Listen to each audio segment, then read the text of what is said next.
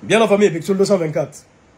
Et là, je salue Alain Diallo, président de l'UFDG, et M. Sidi Touré, président de l'UFR, tous des leaders de partis politiques en Guinée. Selon des informations, ont été empêchés de se faire recenser du côté de la Côte d'Ivoire à Abidjan.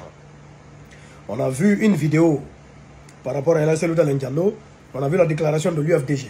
On a vu aussi des informations par rapport à M. Sidi Touré de l'UFR. Qu'est-ce que j'en dis? J'en dis tout simplement qu'on aurait pu éviter ça.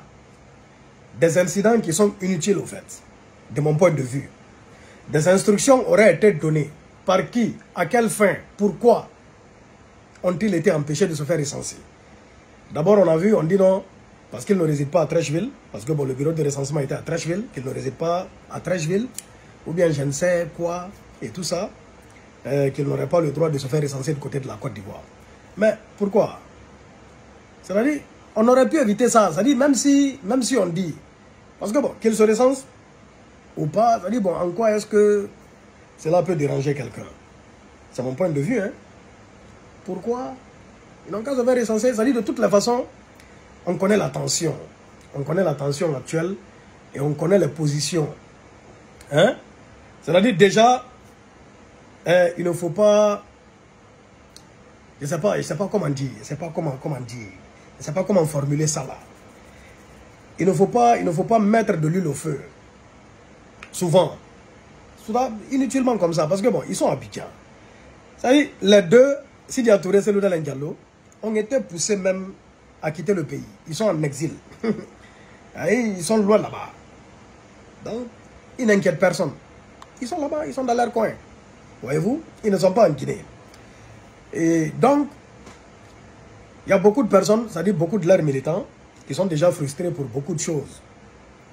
Maintenant, bon, les empêcher aussi de se faire recenser du côté de la Côte d'Ivoire. Quelque chose qui ne va rien changer à la base.